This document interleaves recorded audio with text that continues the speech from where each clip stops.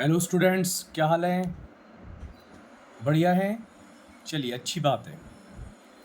आज हमारा रिटायरमेंट का डे 3 है और हम लोग जो अभी कंटिन्यूएशन में चल रहा था हमारा, वो रिटायरमेंट में एडजस्टमेंट ऑफ कैपिटल चल रहा था।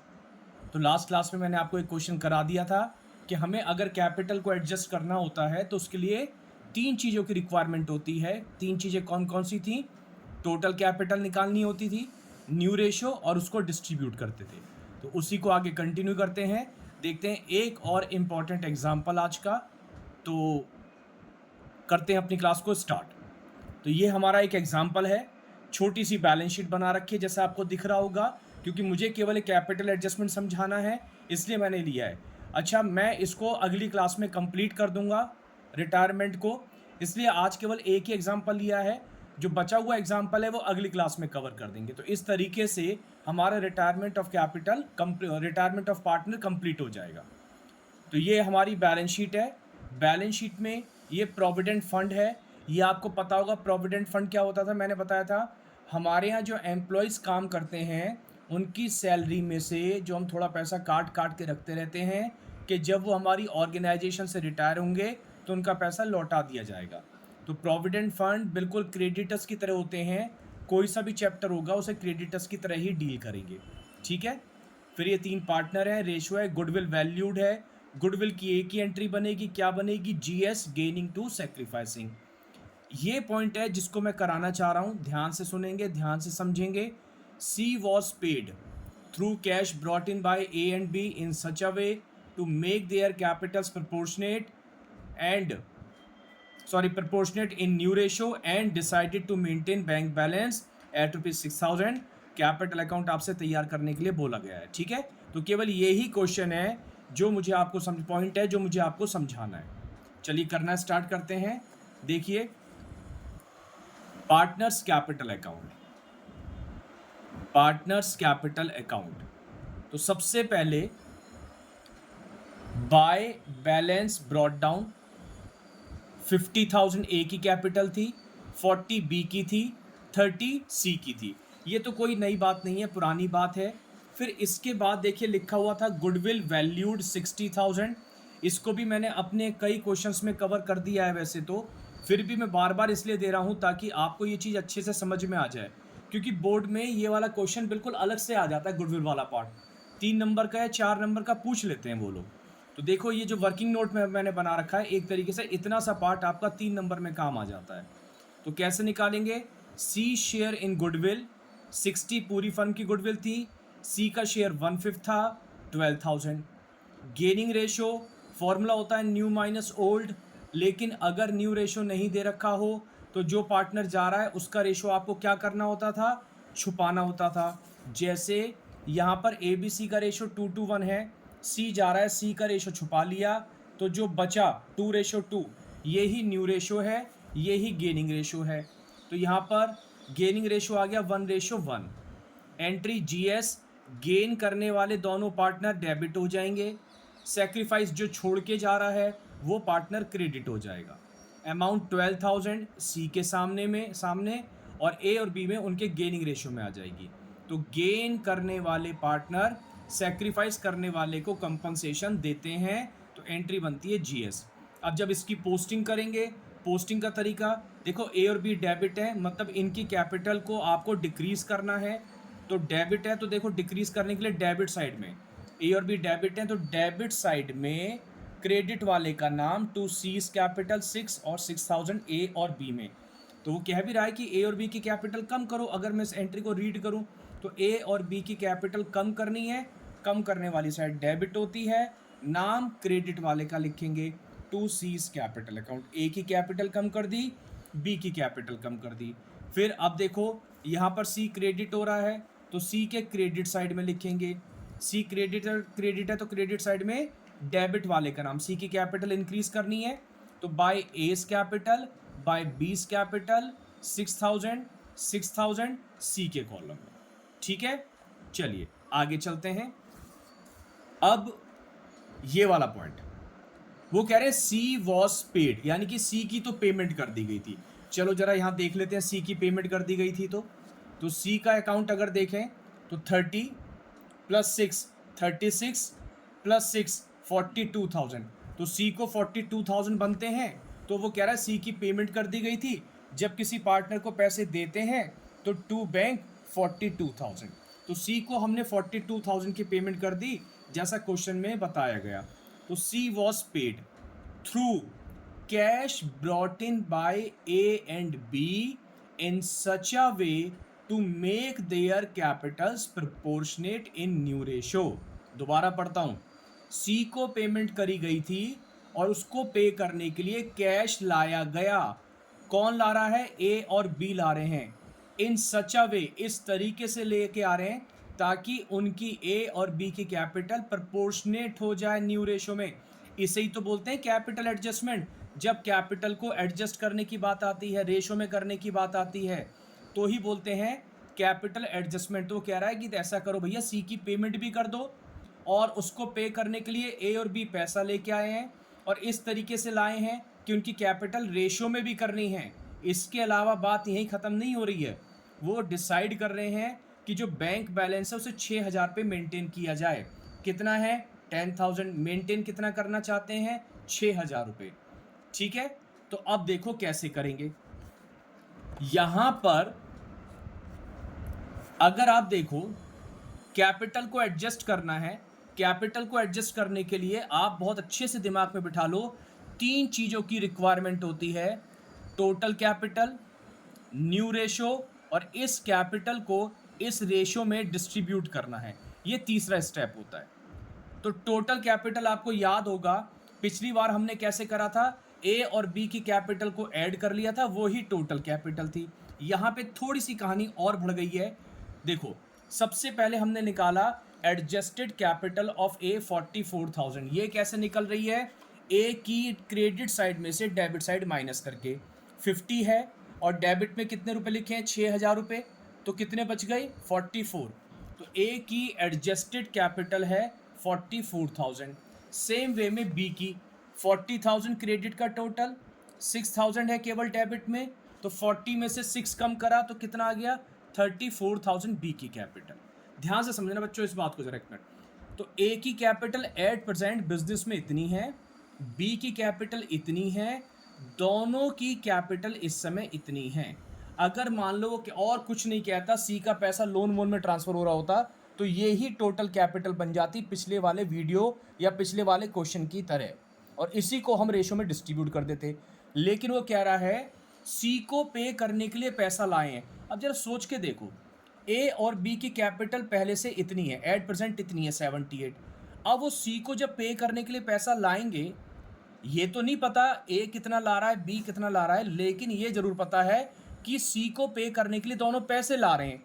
जब दोनों पैसे बिजनेस में लेके आएंगे तो सोच के बताओ, दोनों की कैपिटल इंक्रीज नहीं होगी? जब पार्टनर बिजनेस में पैसा लगाते हैं, पैसा लाते हैं, तो उनकी कैपिटल इंक्रीज होती है। तो यहाँ पर वो कह रहे हैं ए और बी सी को पे करने के लिए पैसा लाए थे, तो जब सी को पे करने के लिए ए और बी पैसा लाएंगे तो कैपिटल इंक्रीज होगी या नहीं होगी? बिल्कुल होगी।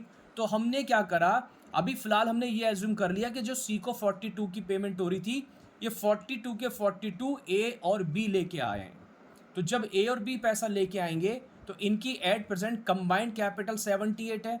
42 और ले आए, कौन से वाले? जो सी को पे करने थे। तो सी को पे करने के लिए जब ये पैसा लेके आएंगे तो इनकी कैपिटल 78 प्लस 42 बढ़कर क्या 1,20,000 रुपये नहीं हो जाएगी? बात समझ में आई या नहीं आई? भैया, जब 78 कैपिटल थी 8%, उसको पे करने के लिए सी को पेमेंट हुई और क्वेश्चन में लिखा हुआ है कि capital brought in by A and B. पैसा कौन लाया है? ए और बी लाए हैं। तो जब ए और बी पैसा लेके आएंगे तो ए और बी की कैपिटल बढ़ जाएगी। तो ए और बी की कैपिटल मैंने 42 से बढ़ा दी, तो कितनी हो गई? ये 1,20,000 हो गई। लेकिन एक बात और कह रखी थी उन्होंने, क्या कह रखी थी? कि यहां पर वो बैंक बैलेंस मेंटेन करना चाहते हैं 6,000 रुपये। है कितना? 10,000 रुपये। मेंटेन कितना करना चाहते हैं? 6। मतलब वो चाहते हैं कि यहाँ बैंक 6,000 रहे, तो इसका मतलब है 4,000 रुपये तो फर्म ही यूज़ कर सकती है। हमने यहाँ पर सी को कितने पैसे दिए? 42 दिए। बैंक में से पैसे दे रहे हैं। कौन पैसा ला रहा है? ए और बी लेके आ रहे हैं। किसको पे करने के लिए? सी को पे करने के लिए। और वो कह रहे हैं कि बैंक बैलेंस 6000 मेंटेन करने हैं। अब मान लो अगर थोड़ी देर के लिए मैं अपने आप को फर्म मानूं कि मैं फर्म हूं, मुझे सी को पैसे देने हैं 42। मैं कह रहा हूं सी देखो, मेरे पास 4000 रुपये तो अभी रखे ही हुए हैं भाई। 10,000 रुपये का बैंक बैलेंस है ना, उसे 6000 रुपये तक मेंटेन करना है। तो 6000 रखने के बाद 4000 मेरे पास एक्स्ट्रा पड़े हैं, तो वो तो मैं ही सी को पे कर सकता हूँ। मेरे से मतलब फर्म ही पे कर सकती है। तो 42 में से 4000 रुपये तो फर्म ही पे कर देगी। कितने शॉर्ट पड़े अब? 38 शॉर्ट पड़े, 38,000 रुपये। वो कौन लेके आएंगे? क्वेश्चन में लिखा हुआ था सी को पे करने के लिए ए और बी ला रहे हैं और बैलेंस 6000 मेंटेन करना चाहते हैं। तो वो ये कह रहे हैं जी 4000 रुपये तो फर्म ही दे देगी, बाकी जो 38 बचेंगे वो ए और बी लेके आएंगे। तो इसका मतलब ये नहीं हुआ कि ए और बी की कैपिटल 38,000 से इंक्रीज होगी। भाई 78 तो है ही, तो 78, 42 जो पे हो रहे थे उसमें से 4000 रुपये तो फर्म ही दे रही है। तो ए और बी कितना ला रहे हैं? तो इसका मतलब 38 ला रहे हैं। तो 38 से कैपिटल इंक्रीज होनी चाहिए थी। तो देखो मैंने क्या करा, पहले ये मान लिया कि सारे के सारे ए और बी ला रहे हैं। आप भी ऐसी करना, कभी गलती नहीं होगी। लैंग्वेज कैसी हो, बड़े आराम से सारे क्वेश्चन हो जाएंगे। पहले आप ये एज्यूम कर लो कि अगर वो पे करने के लिए ए और बी ला रहे हैं, आप ये मान लो सारे ला रहे हैं, तो मैंने माना सारे के सारे ला रहे हैं, तो 120 हो गई। फिर मैंने क्या करा, इसमें से जो पैसा फर्म पे कर रही थी यानी कि ए और बी को नहीं लाना था, वो माइनस कर दिया। बात तो वही है ना, कान ऐसे ना पकड़ के ऐसे पकड़ लो। लेकिन इस तरीके के फॉर्मेट में कभी गलती नहीं होगी गारंटी से, कि जितना पैसा सी को देना है पहले सारा ऐड कर लो, फिर जो फर्म पे कर रही है मतलब ए और बी को नहीं लाना चाहिए वो माइनस कर दो। 10,000 थे, 6 मेंटेन करने की बात हो रही थी, तो इसका मतलब है 4000 रुपये ए और बी नहीं लाएंगे, वो फर्म ही पे कर देगी। तो 120 में से 4 कम कर दिए, वही 1,16,000 रुपये total capital of the firm A और बी की हो गई। ध्यान से देखो, तो 42 मैंने यहाँ प्लस किए, 4 मैंने यहाँ जो फर्म ने पे किए माइनस किए, तो अल्टीमेटली तो मैंने ए और बी की कैपिटल 38 से ही तो बढ़ा रखी है कि नहीं? तो एक बार जरा ये वाली वीडियो जो है या ये वाला जो क्लिप है, आप एक बार दोबारा से जरूर सुन लेना, क्लियर हो जाएगी बात, है ना? तो जितना पैसा वो लोग लेके आ रहे हैं उतना पैसा हम उनकी कैपिटल में, जो एग्जिस्टिंग कैपिटल है 78, उसमें ऐड कर देंगे। तो ये हो गई हमारी टोटल कैपिटल 1,16,000। बस आगे का काम तो सिंपल है। न्यू रेशो जब कुछ नहीं बताते, मैंने क्या बताया था, हाइड कर लो, जो बचेगा वो ही नया रेशो, वो ही गेनिंग रेशो। तो रेशो क्या था? 2:1। सी जा रहा था, 1 को छुपा लिया तो क्या बचा? 2:2। तो ये हमारा 1:1 यानी कि न्यू रेशो निकल के आ गया। तो इस कैपिटल को इस रेशो में बांट देंगे। ये हमारी 1,16,000 इंटू 1/2, ए की 58 और सेम आ जाएगी बी की 58। अब कैसे करेंगे देखो जरा, इसमें ये पार्ट मैंने छोड़ दिया था आपको, मैं करूँगा इसलिए। तो 58 और 58 जब आ जाएगी तो 2 लाइन करीब छोड़ देना और यहाँ पर लिखना टू बैलेंस कैरेड डाउन, और अगर लिख पाओ तो यहाँ लिख देना वर्किंग नोट नंबर 2। ए की कैपिटल कितनी? 58,000। बी की कैपिटल भी कितनी? 58,000। तो हो गई ना कैपिटल उनके रेशो में। अब जो भी डिफरेंस आएगा वो टू बैंक या बाय बैंक करके बंद कर देंगे। और मैंने बोला था अगर स्पेशली कहता है जी करंट अकाउंट में करो, तो टू करंट अकाउंट या फिर बाय करंट अकाउंट करके उसको बंद कर देंगे। तो जरा देखें, अब ए का टोटल देखो, इधर का तो है 50 और इधर का अगर मैं करूं तो ये आ रहा है 58 और 6 64,000 है ना। 58 और 6 64, 64 ये साइड बड़ी हो गई, ये साइड छोटी है, तो यहाँ लिख देंगे बाय बैंक अकाउंट ब्रैकेट में बैलेंसिंग फिगर कितना? 64 में से 50,000 कम कर लो तो कितना आ गया? 14,000 रुपये। और बाय बैंक का मतलब बताओ क्या होता है? पैसे लाए, यानी कि पार्टनर ने पैसे लाके जमा करा दिए हैं, उसकी कैपिटल इंक्रीज हो गई। तो अब यहाँ पर ए का टोटल तो हो गया 64 और सी का तो पहले ही बंद हो गया था 42। अब बी का चेक करते हैं। बी का अगर देखें तो इधर का टोटल आ रहा है 58 और 6 वही 64 आ रहा है, और इधर का देखें तो केवल 40,000 ही आ रहा है। इधर का देखो 40,000 आ रहा है, तो 64 में से 40 कम कर लो, कितना आ गया? 24,000 रुपये से ये साइड छोटी है, तो यहां पर 24,000 रुपये लिख दिए। अब मतलब क्या कि 14,000 रुपये तो ए लेके आ रहा है, 24,000 रुपये बी लेके आ रहा है। याद है ना कितने लेके आए थे दोनों, याद है आपको? 38,000 लेके आ रहे थे ना भाई। 42 में से 4,000 तो फर्म नहीं पे कर दिए थे, तो 38 लेके आए थे। वो यहाँ पर इस कैपिटल अकाउंट ने बता दिया कि 38 कैसे लाए।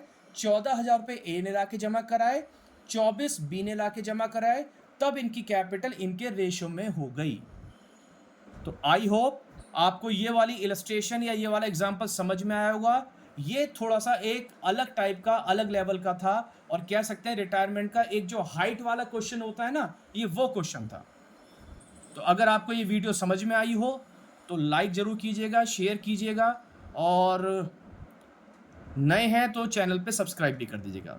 चलिए अगले वीडियो में मिलेंगे फिर, तब तक के लिए थैंक यू।